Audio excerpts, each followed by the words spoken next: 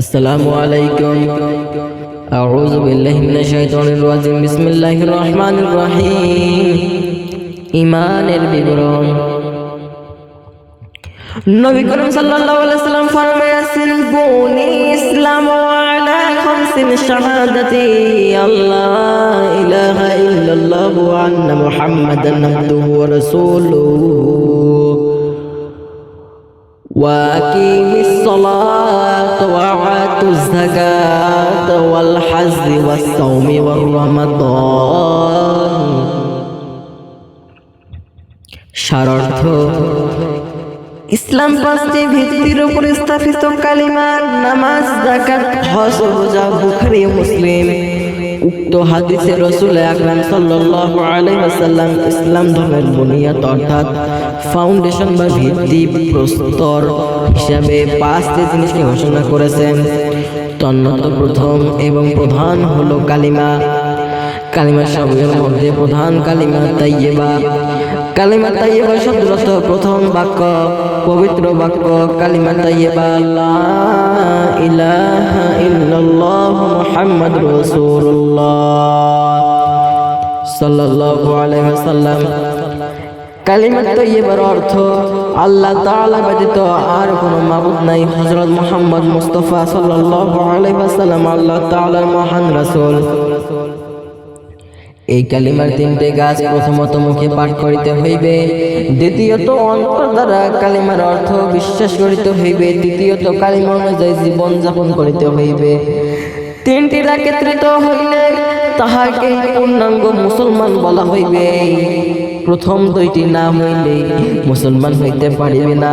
যে কালিমা মুখে পড়ে বা এবং অন্তর দিয়ে বিশ্বাস করে না সে কাফির। যদি কেহ কালিমা মুখে পড়ে কিন্তু অন্তর দ্বারা বিশ্বাস করে না তাহাকে মুনাফিক বলে। যে অন্তরে বিশ্বাস করে কিন্তু মুখে কালিমা পড়িতে চায় না তাহাকেও কাফির বলা হইবে।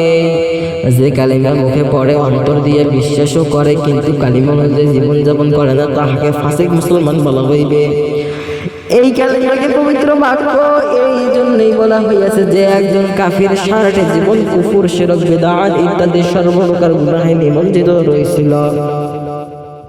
যখন মৃত্যুর পূর্বক্ষণে একবার কালিমা শরীফ মুখে পাঠ করিয়া তাহার অন্তরে বিশ্বাস স্থাপন করিলে সঙ্গে সঙ্গে তাহার জীবনে সমস্ত গুনাহ মাফ হইয়া গেল।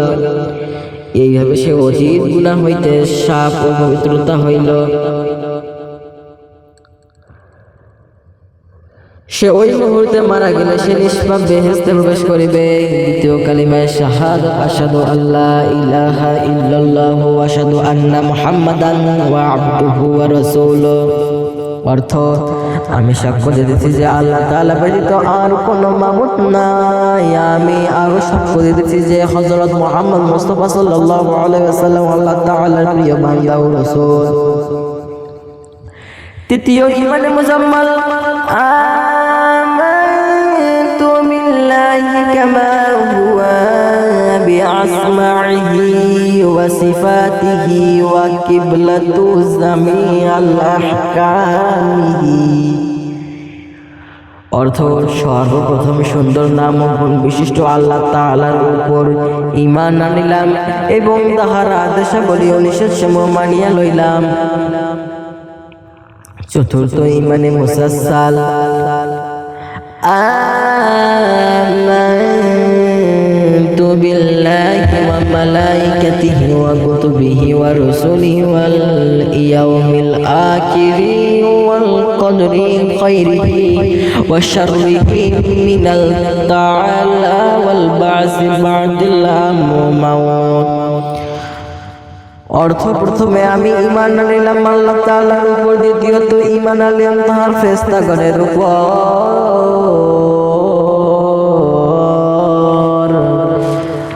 তৃতীয়ত ঈমান আনলাম তাহার কিতাব সমূহের উপর, চতুর্থত ঈমান আনলাম তাহার রাসূলগণের উপর, পঞ্চমত ঈমান আনলাম আখিরাতের উপর, ষষ্ঠত ঈমান আনলাম তাকদীরের উপর, সপ্তমত ঈমান আনলাম মৃত্যুর পর পুনরুজ্জীবিত হওয়ার উপর। মৃত্যুর পর আল্লাহ তাআলা দ্বিতীয়বার জীবিত করিয়া সারা জীবনের ভালো মন্দ পুঙ্খানুস্বরূপ হিসাব লইবেন।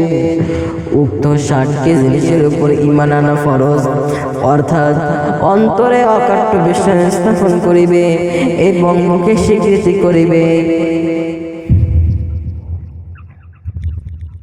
পঞ্চমত কালিমায়ে তাওহীদ, লা ইলাহা ইল্লাল্লাহ ওয়াহদাহু লা শারীকা লাহু লাহুল মুলকু ওয়া লাহুল হামদু ওয়া হুয়া আলা কুল্লি শাইইন কাদির।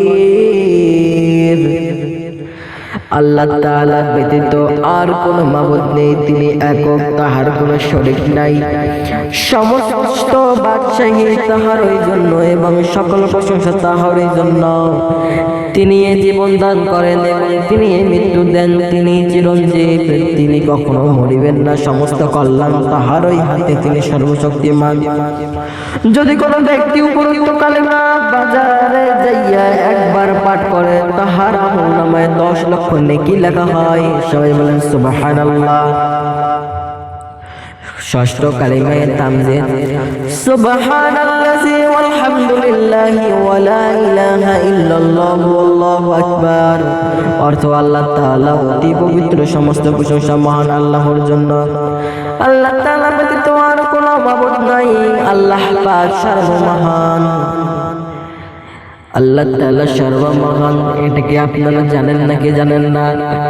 যারা যারা জানেন 2 হাত তুলেন, নারায়ে তাকবীর বলে স্লোগান দেন। আমি একবার স্লোগান, নারায়ে তাকবীর, আল্লাহু আকবার। আজকে যত কথাগুলো বললাম, এই কথাগুলোর উপর যদি আপনারা আপনাদের জীবন ব্যবস্থা চালান, তাহলে আপনারা সফল কাম। এইটুকু কথা যদি আপনারা মনের অন্তরস্থল থেকে মেনে নিতে পারেন, তাহলে আপনারাই সফল মানুষ, সফল বান্দা। এই 6টা কালিমা সবসময় অন্তরের মধ্যে বেঁধে রাখবেন, তাহলে আপনি প্রকৃত মুসলমান হতে পারবেন। সবাইকে সালাম জানিয়ে আবার বলে নিচ্ছি, আসসালামু আলাইকুম ওয়া রাহমাতুল্লাহি ওয়া বারাকাতুহু।